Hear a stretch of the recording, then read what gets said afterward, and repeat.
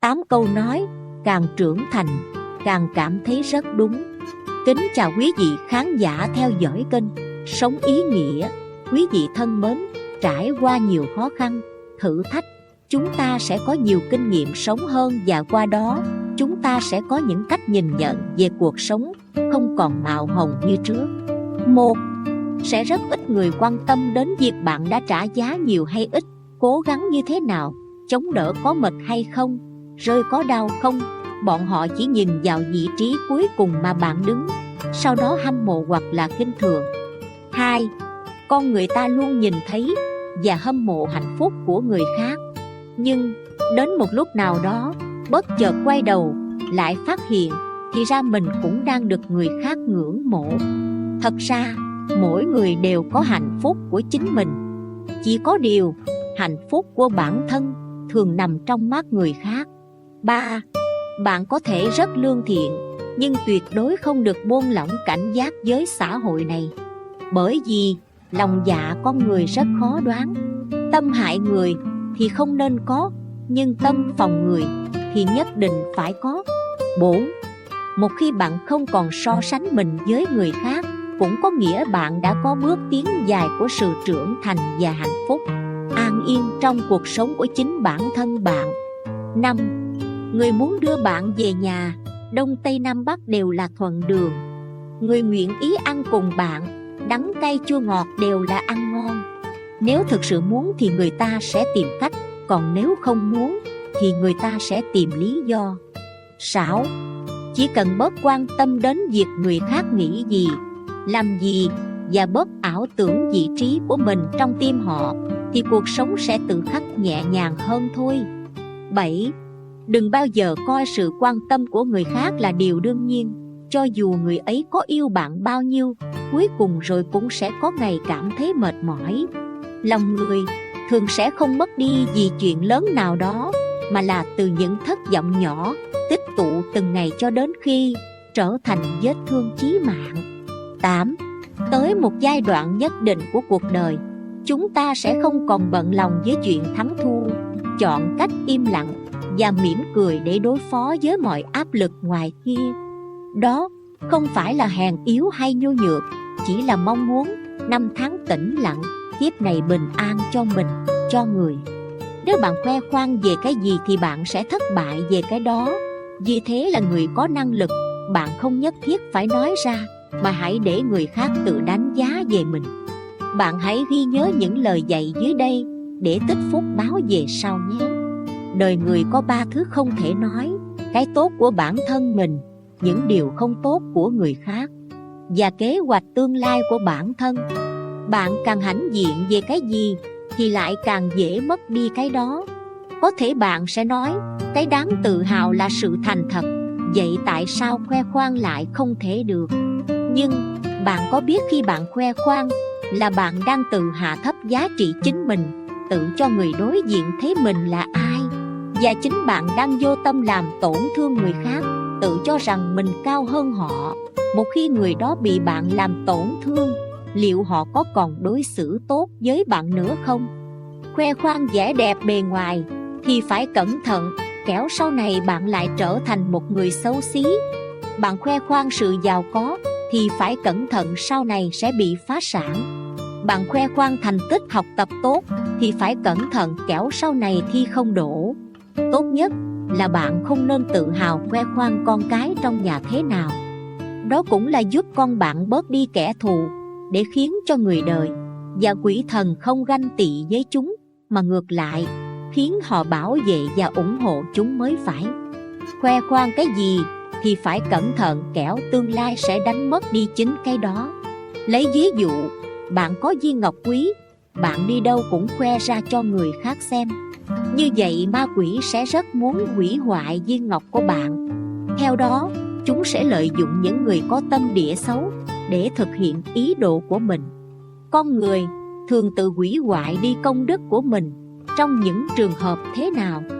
Chính là hãnh diện về công đức của mình, hãnh diện về việc tu hành của mình, khoe khoang bản thân được hưởng số may mắn. Nho gia có câu, quả phúc của một người còn phải xem người đó khiêm tốn hay kiêu ngạo. Con người Không nên tùy tiện nói ra những việc chưa hoàn thành và các kế hoạch của tương lai. Nhân quả nói ra rồi sẽ thay đổi. Cũng giống như ân oán trong nhân gian, nói thẳng ra nhân quả thì có thể sẽ khiến nặng thêm, hoặc sẽ gặp phải báo ứng. Vẫn chưa làm xong xuôi mà nói trắng ra là một điều kiêng kỵ.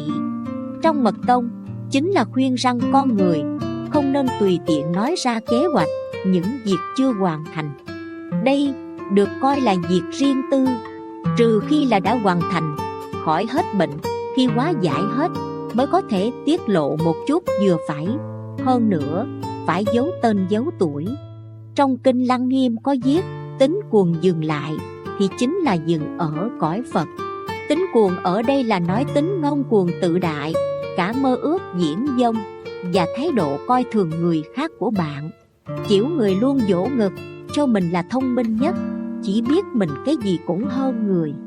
Do đó, nếu bạn có thể bỏ đi cái tính khoe khoang, kiêu ngạo của bản thân mình, thì đây là điều rất tốt cho bạn. Cách ứng xử khôn ngoan trong cuộc sống hàng ngày. 1. Chọn ngôn ngữ tùy cơ ứng biến. Bạn sẽ lựa chọn những lời lẽ dễ nghe để diễn đạt ý kiến trái ngược hoặc phê bình. Như vậy, người nghe sẽ dễ dàng tiếp nhận. Điều này có thể giúp thu hẹp khoảng cách tình cảm giữa hai người. 2. Bàn tán, nói xấu sau lưng người khác. Đây là điều sẽ làm tổn hại đến mối quan hệ tốt đẹp mà bạn đã cất công gầy dựng. Ở những nơi đông người, tránh nêu điểm yếu của người khác. Những thông tin này lan truyền sẽ dễ làm tổn thương đến lòng tự trọng. 3. Tránh ngạo mạn và xu nịnh. Đừng bao giờ gượng gạo lấy lòng, khom lưng, uốn gối trước kẻ khác hay ngạo mạn cho mình là nhất. Bạn càng không nên dùng quyền uy để hạ thấp người khác, củng cố vị trí của mình. 4. Gạt bỏ cái nhìn định kiến, đừng coi thường, bỏ ngoài tai lời góp ý tận tình, từ chối tiếp nhận, học hỏi cái mới. Bạn sẽ khó thành công khi cứ khư khư giữ lấy ý kiến giáo điều, sẵn sàng đồng tình với tư tưởng thiếu khách quan, nhìn phiến diện để bới lông tìm vết của người khác. 5. Không cậy có công với kẻ khác. Bạn có thể giúp đỡ người khác tùy theo khả năng của mình, nhưng đừng bao giờ lên tiếng kể công với họ. Điều này sẽ khiến người được giúp cảm thấy day dứt như đang mang nợ bạn. 6. Ghi nhớ sự giúp đỡ của người khác. Nhiều người lúc nào cũng nhắc đi nhắc lại những gì đã giúp đỡ người khác. Thay vì như thế, hãy nghĩ đến những gì người khác đã giúp đỡ mình, dù việc rất nhỏ.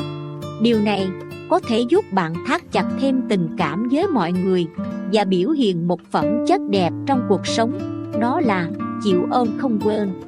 7. Không nên đề cập đến chuyện bí mật. Ai cũng có những bí mật riêng. Nếu bạn bè tin tưởng và thổ lộ với bạn, đừng bao giờ bật mí cho nhiều người khác. Điều này chẳng khác nào bạn bán đứng họ. 8. Hứa nhăn hứa cuội. Điều này chẳng nên chút nào. Đừng khua môi múa mép, ba qua chích chòe. Việc gì phù hợp với khả năng của mình mới nhận lời làm, kẻo mó vào sôi hỏng bỏng không. Nếu làm không được, cứ thẳng thắn bày tỏ, đừng lấp lửng. 9. Hãy dũng cảm và chân thành nhận lỗi.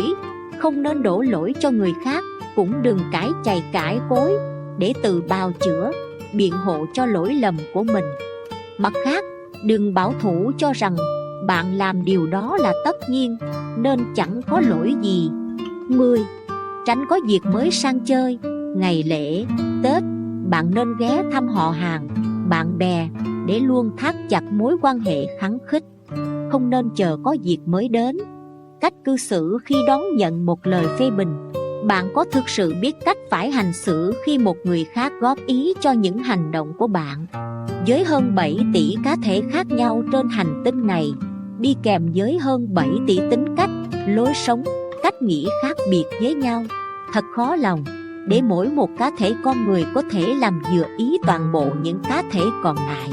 Nếu như chúng ta đơn giản chỉ là những cỗ máy với những nhiệm vụ khác nhau trong cùng một xã hội, thì bạn có thể thoải mái sống và chỉ cần tuân theo những điều kiện nhất định. như luật pháp để được phép tồn tại.